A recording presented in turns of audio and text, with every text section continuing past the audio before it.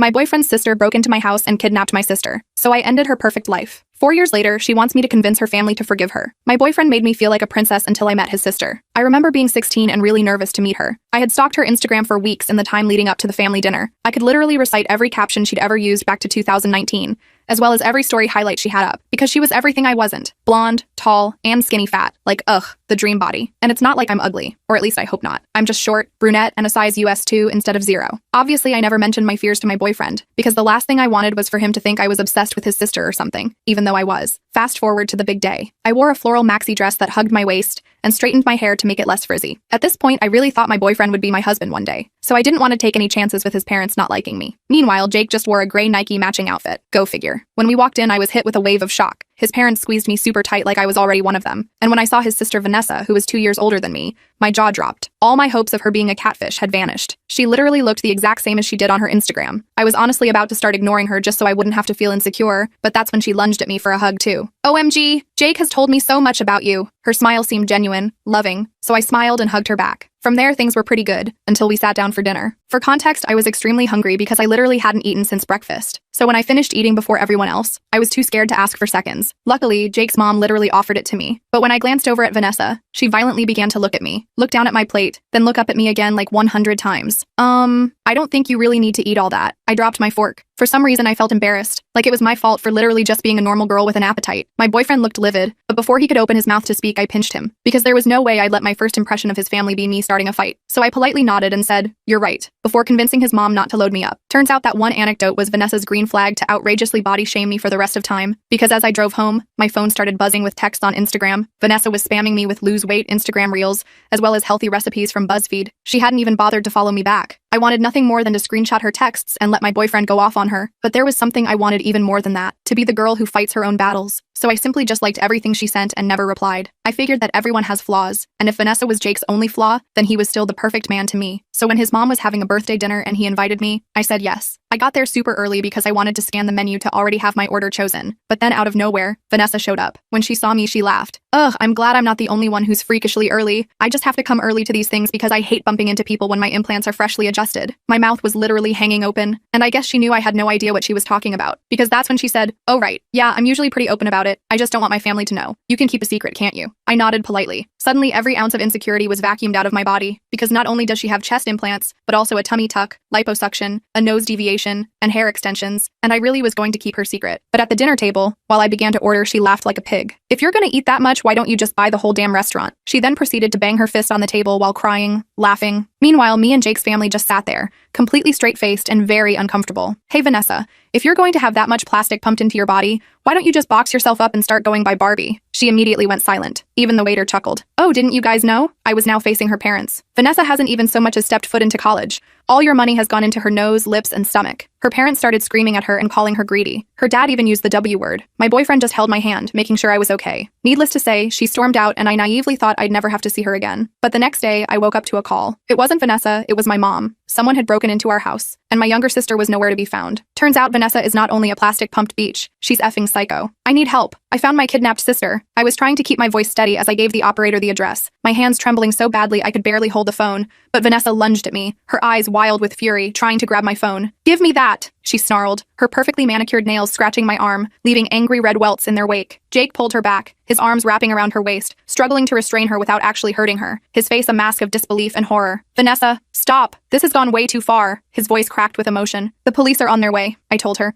backing away, the hardwood floor cold beneath my bare feet. "It's over." Something changed in Vanessa's eyes then, a cold calculation replacing the hot anger, like a switch had been flipped. She suddenly stopped struggling against Jake and laughed, the sound sending chills down my spine. "Fine, call the cops, but think about what happens next." Her voice dropped to a menacing whisper, her breath hot against my face. "Your sister will tell them I was nice to her, that we were having fun. It'll be your word against mine. And guess what? I'm really good at crying on command." My stomach twisted into knots, the bitter taste of fear rising in my throat. She wasn't wrong. Lily was only 8. She probably had no idea she'd been kidnapped, too young to understand the manipulation. And Vanessa was exactly the type who could turn on the waterworks and play victim, her pretty face the perfect mask for her twisted mind. "And Jake," she continued, turning to her brother with a sickeningly sweet smile, her voice dripping with honey, "are you really going to testify against your own sister? Mom and Dad will never forgive you." I could see the conflict on Jake's face, the war between loyalty to family and doing what's right. He loved me, but this was his family, his blood. I couldn't ask him to choose. The weight of that decision too heavy to place voice on his shoulders. Before either of us could respond, the front door opened with a creak, and Lily poked her head out, her brown hair tangled from sleep, clutching her stuffed rabbit with its worn ears and missing eye. "I heard yelling," she said, her small voice trembling, eyes widening when she saw me. "Sis, you came too?" Vanessa said we were having a special girls' night, but then she got really mad when I wanted to call Mommy. My heart leapt with hope. Lily wasn't completely fooled. She knew something was wrong. Vanessa's smile faltered for just a second before she recovered. "See? Everything's fine. Now hang up that phone before you ruin everyone's lives." Her voice had an edge like a knife. I looked at Lily's frightened face, then at Jake's tortured expression, and made a split-second decision. "Officer, please hurry. The situation is escalating," I whispered into the phone before Vanessa could stop me. I hung up, feeling Vanessa's glare burning into me. "You'll regret that," she hissed, her perfect facade cracking to reveal the monster beneath.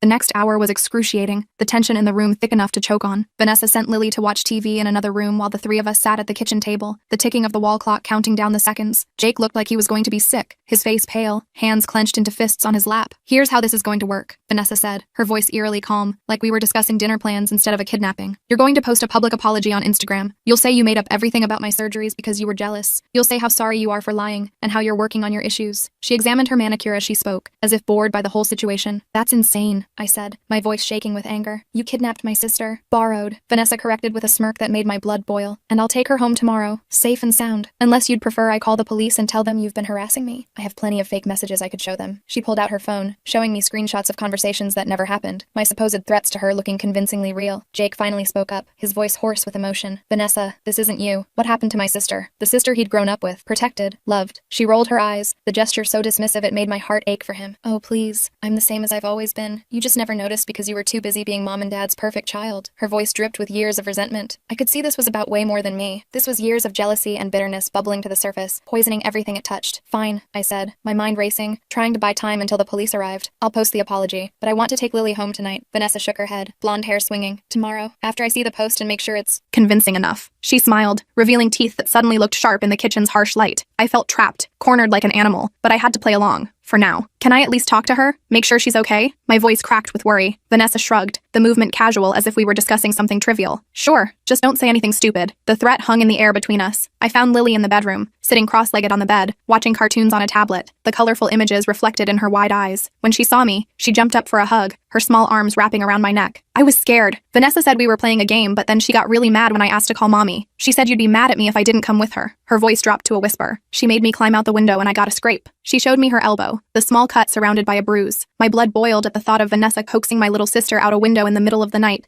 manipulating her with lies. But I kept my voice steady, not wanting to frighten her more. "You didn't do anything wrong, Lil. I'm not mad at you at all." I stroked her hair, feeling her relax against me. "What else happened?" She made me promise not to tell about the window part. She said it was our secret adventure. Lily's voice trembled. But then she got really scary when someone called her. She put me in the closet and said I had to be quiet or else bad people would find us. I bit my tongue to keep from screaming in rage. "You're safe now. I'm here, and we're going home soon." I kissed her forehead, breathing in the familiar scent of her strawberry shampoo. "I have to go do something, but I'll be right back, okay?" Lily nodded, already distracted by the cartoon again, though I noticed how she kept glancing nervously at the door. I went back to the kitchen, where Jake and Vanessa were having a heated whispered argument, their faces inches apart. "Can't believe you'd stoop this low," Jake was saying, his voice thick with disappointment. "Oh, grow up," Vanessa snapped, tossing her hair over her shoulder. She had it coming. I cleared my throat, both of them turning to look at me. "Lily's fine. I'm ready to make the post." My voice was flat, emotionless. Vanessa's smile returned, triumph gleaming in her eyes. "Excellent. Let me see it before you post." I took out my phone and started typing, my fingers shaking with rage. I crafted the most convincing apology I could, saying I'd made up lies about Vanessa because I was insecure, that I was working on my issues, and that I was deeply sorry for hurting her family. Each word felt like swallowing glass. Vanessa read it over my shoulder, occasionally suggesting edits to make me sound even more pathetic, her breath hot on my neck. When she was satisfied, she nodded. "Post it, and make sure it stays up." I hit share, feeling sick to my stomach, the betrayal of my own dignity a bitter med to swallow. Within minutes, comments started rolling in, people from school expressing surprise, offering support, some questioning what had happened. It was humiliating, each notification a fresh wound. "There," I said, putting my phone down with more force than necessary. "Happy now?" "Getting there," Vanessa said, examining her nails again. "Now, Jake, take your little girlfriend home. I'll bring the kid back tomorrow after I've had time to make sure this all blows over properly." Jake started to protest, but I squeezed his hand under the table. "It's okay. Let's go." My eyes tried to communicate what I couldn't say aloud, that I had a plan. As we walked to the door, I called out, "Bye, Lily. See you tomorrow, trying to keep my voice light. Bye, she called back, her voice small and uncertain. Once we were in Jake's car, I finally let the tears come, hot and angry down my cheeks. I can't believe this is happening. Jake looked devastated, his hands gripping the steering wheel so tight his knuckles turned white. I'm so sorry. I had no idea she could do something like this. His voice broke on the last word. We need a plan, I said, wiping my eyes with the back of my hand. I'm not leaving my sister with her overnight. Jake nodded, determination replacing the shock in his eyes. I know, but if we call the police now, they might not believe us. I finished his thought, and Lily would be confused and scared. We sat in silence for a moment, the only sound our ragged breathing. Then I had an idea, hope flickering to life. Wait, I took a photo through the window before I called 911. It shows Lily in the house, and I have the texts from those unknown numbers that I'm pretty sure were from Vanessa. Jake's eyes widened, a matching spark of hope igniting. And I recorded part of our conversation with Vanessa on my phone. I started recording when she was talking about blackmailing you. I could have kissed him right then, relief washing over me in waves. That's evidence, real evidence. The weight on my chest lightening slightly. But is it enough? Jake wondered, running a hand through his hair. She could still spin it, make up some story about babysitting. I thought for a moment, chewing on my lower lip. We need more. We need her to actually confess, to say the words where there's no ambiguity. How do we do that? Jake asked, starting the car, the engine rumbling to life. I looked at the humiliating apology I'd posted, the comments still pouring in like salt in an open wound. We use this. She thinks she's won. People like Vanessa get sloppy when they think they've won. The plan formed in my mind, pieces falling into place. We drove back to Jake's house to regroup, the familiar two-story suburban home now feeling like foreign territory. His parents were there, looking worried, his mom's mascara smudged from crying. Jake, where have you been? His mom asked, rushing to hug him. We've been calling and texting for hours, her voice thick with concern. Sorry, Jake said, hugging her back. My phone died. We've been dealing with some stuff. His voice carefully neutral. His dad frowned, lines deepening around his mouth. Is this about Vanessa? She texted saying she's staying with a friend for a few days until things cool down. I felt Jake tense beside me, his hand finding mine and squeezing. Yeah, about that. We ended up telling them a partial truth, that Vanessa was upset about what happened at dinner and was taking some time away. We didn't mention Lily. I wasn't ready to involve more people until we had a solid plan, the risk too great. In Jake's room, we laid out what we knew, the facts stark and terrifying when listed out. Vanessa had Lily at her aunt's house, Aunt Mia, who was conveniently out of town for the weekend. She expected me to keep quiet about the kidnapping in exchange for Lily's safe return tomorrow. She thought her blackmail had worked, that she'd won this twisted game. We need to get her to admit what she did, I said, pacing the length of Jake's room, the carpet soft under my bare feet. On record. Jake nodded, sitting on the edge of his bed, determination hardening his features. And we need to get Lily out of there tonight. We came up with a plan. It wasn't perfect, but it was the best we could do with the time and resources we had. First, I posted another Instagram story, a tearful selfie with the caption, "Sometimes the hardest thing is admitting when you're wrong. Grateful for second chances." I knew Vanessa would eat it up, her ego unable to resist the validation. Then Jake called her, his phone on speaker between us, the dial tone seeming to stretch for eternity. "Hey," he said when she answered,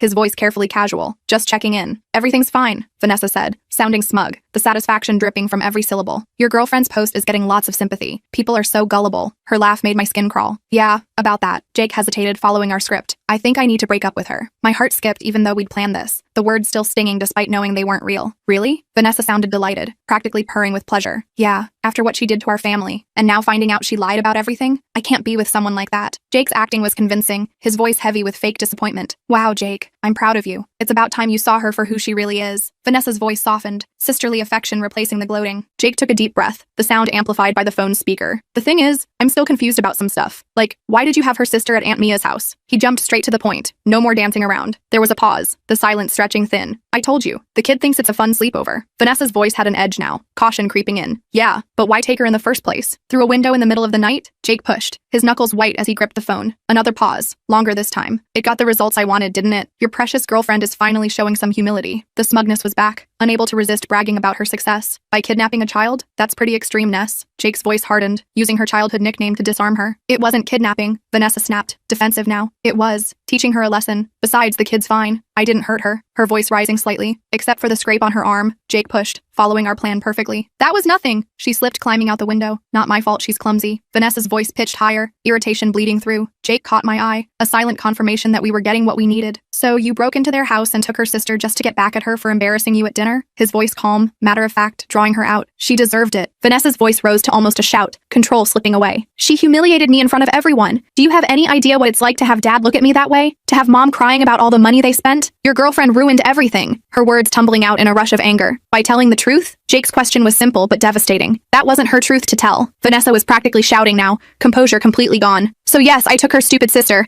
and I'd do it again. She needed to learn that no one messes with me. The confession hung in the air between us, damning and complete. Jake's hand was shaking, but his voice remained steady. I recorded this whole conversation, Vanessa. It's over. There was a moment of stunned silence. Then Vanessa laughed, the sound brittle and forced. You're bluffing. Check your texts. I sent her the audio clip Jake had just recorded, our hearts pounding in unison as we waited. We heard her phone ding, followed by the sound of our conversation playing back, her own voice condemning her. You little... Vanessa's voice was venomous, dripping with hate. You think this changes anything? By the time you get here with the cops, we'll be long gone. Good luck finding us. The line went dead, leaving us staring at each other in horror. She's going to run, I said, panic rising in my chest, threatening to choke me. Jake was already grabbing his keys, determination replacing fear. Not if we get there first. We raced to his car, calling 911 on the way. This time, I didn't hang up. I explained everything. The kidnapping, the blackmail, the confession we just recorded, words tumbling out in a desperate rush. The operator assured us officers were being dispatched to the address, her calm voice a lifeline in the storm. Please hurry, I begged, my voice cracking. She's threatening to take my sister somewhere else. The 15-minute drive to Aunt Mia's house felt like hours, each second stretching into eternity. When we finally pulled onto the street, my heart sank to my stomach. Vanessa's car was still in the driveway, but all the lights in the house were off, the windows dark and empty. We're too late, I whispered, despair threatening to overwhelm me. But as we got closer, I noticed something. The front door was slightly ajar, a sliver of darkness between door and frame. Jake parked and we approached cautiously, the gravel crunching under our feet sounding impossibly loud in the quiet neighborhood. Lily? I called, my voice shaking, barely above a whisper. Are you here? A small sound came from somewhere in the back of the house, like a muffled cry. Faint, but unmistakable. We followed it to a closet in the hallway, the door closed but not latched. When Jake pulled the door open, Lily tumbled out, her hands tied with a silky scarf and a piece of tape across her mouth, her eyes wide with fear and relief. I dropped to my knees, quickly removing the tape as gently as possible and untying her hands, the scarf falling to the floor. Lily, are you okay? Did she hurt you? My hands frantically checking her for injuries, heart pounding so hard I could hear it. Lily threw her arms around me, sobbing against my shoulder, her whole body trembling. I was so scared. She got really mad after the phone call and said we had to leave, but I didn't want to go. I started crying and she got even madder and put me in here. Her words muffled against my shirt, wet with tears. Where is she now? Jake asked gently, kneeling beside us, his hand on Lily's back. Lily pointed toward the back door, hiccuping through her tears. She went to get her car from the garage. She said she was coming right back for me, but I was being too noisy, so she had to make me quiet first. The casual cruelty of it made me want to scream. Jake and I exchanged looks of horror. We need to get out of here, I said, picking up Lily, her arms wrapping around my neck, legs around my waist like when she was smaller. But as we turned toward the front door, headlights swept across the windows, the beams cutting through the darkness. A car was pulling into the driveway, the engine's rumble growing louder. She's back, Jake whispered, tension radiating from him. We ducked into the living room, trying to stay out of sight, Lily's face buried against my neck, her breathing quick and frightened. I could hear car doors slamming, then multiple sets of footsteps on the porch,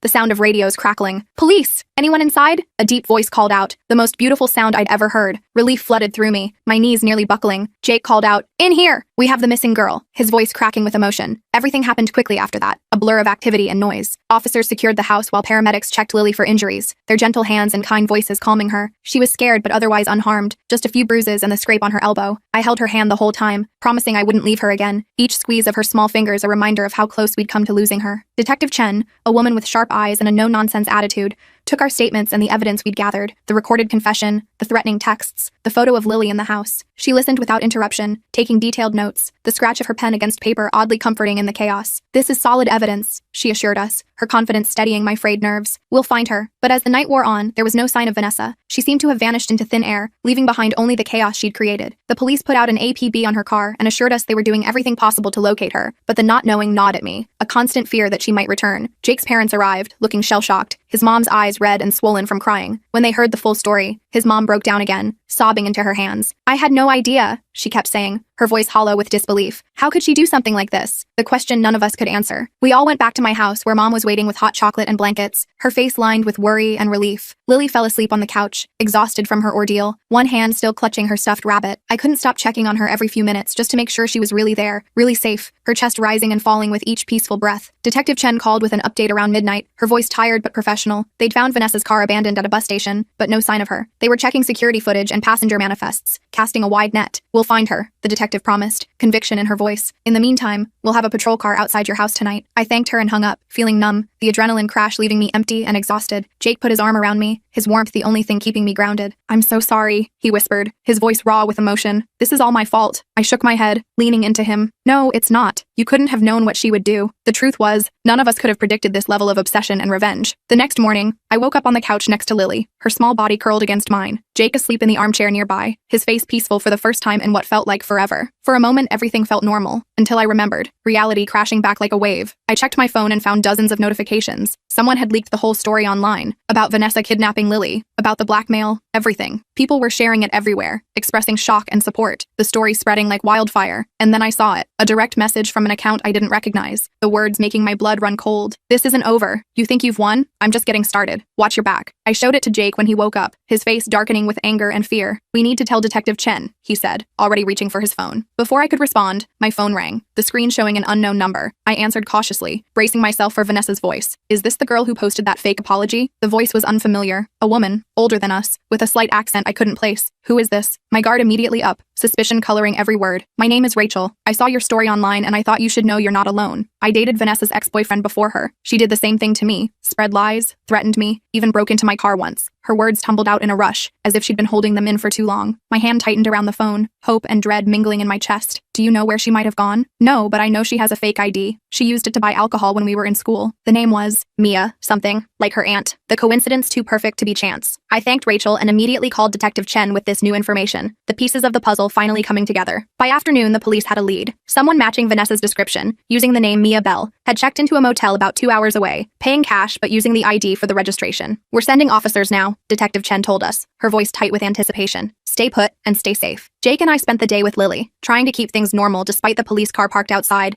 and the constant checking of phones. We watched movies, played board games, ordered pizza, the ordinary activities a thin veneer over the extraordinary circumstances, but I couldn't shake the feeling that this wasn't really over, that Vanessa was too clever, too determined to be caught so easily. That evening, Detective Chen called again, her voice triumphant. "We found her," she said, the words I'd been desperate to hear. "Vanessa Bell is in custody." The relief was overwhelming, tears springing to my eyes unbidden. I started crying, and Jake hugged me tight, his own eyes wet with emotion. "There's something else," the detective continued, her tone shifting to something more serious. "We found evidence in her motel room, detailed plans about what she was going to do next, notes about your routines, your family, your friends. This wasn't just about revenge for one dinner. This was obsessive." A chill ran down my spine despite the warmth of Jake's arms around me. "What happens now?" My voice small, afraid of the answer. "She'll be charged with kidnapping, breaking and entering, endangering a minor, and a host of other charges. With the evidence we have, including her own confession, she's looking at serious time." The detective's words were reassuring, but couldn't completely dispel the shadow Vanessa had cast over our lives. After hanging up, Jake and I sat in stunned silence, the weight of everything that had happened pressing down on us. "I never thought it would end like this," Jake said quietly, his voice thick with emotion. "With my sister going to jail." The pain in his eyes was unbearable. I squeezed his hand, our fingers intertwining. "I'm sorry." The words inadequate, but all I had to offer. He shook his head, squeezing back. "Don't be. You didn't do this. She did." His loyalty to the truth, even when it hurt, one of the reasons I loved him. The next few days were a blur of police statements, counseling sessions for Lily, and dealing with the fallout online. I deleted the fake apology post and shared the truth instead, not to humiliate Vanessa, but to reclaim my story, to take back the narrative she had tried to control. Jake's parents were devastated, their world turned upside down. They came to apologize to my family, bringing flowers and tears and broken hearts. They'd had no idea about Vanessa's surgeries or her capacity for such cruelty.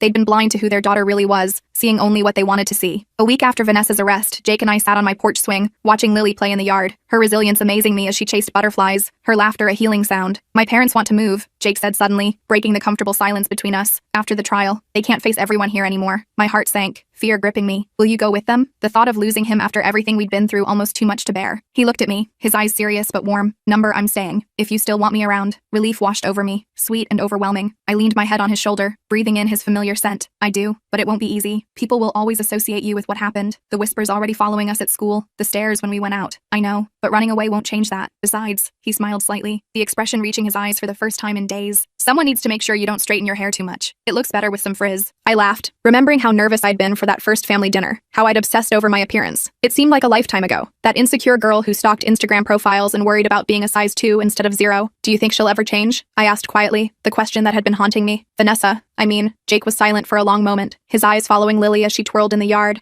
sunlight catching in her hair. "I don't know. I hope so. But even if she does, some things can't be undone. The damage to his family, to Lily, to us, permanent marks left by Vanessa's actions." I nodded, watching my sister dance with the butterflies, her joy a defiant response to trauma. She was right. Some things couldn't be undone, but we could move forward. We could heal. My phone buzzed with a notification, another message from someone who'd seen my story online, sharing their own experience with bullying and body shaming. I'd received dozens like it in the past week, each one a reminder that our stories have power. "Maybe some good can come from this after all," I said, showing Jake the message, hope flickering to life inside me. He smiled, a real smile that reached his eyes, warming them from within. "Maybe it can." As the sun set, casting long shadows across the yard, painting everything in gold and amber. I felt something I hadn't expected. Hope. Not just that Vanessa would face justice, or that Lily would recover from her trauma, but that all of us, Jake, his parents, me, might eventually find a way to move past this darkness, to rebuild something stronger from the broken pieces. It wouldn't be easy. There would be a trial, media attention, whispers and stares. But sitting there with Jake, watching my sister play, I knew we'd get through it, together. And maybe, just maybe, that was enough.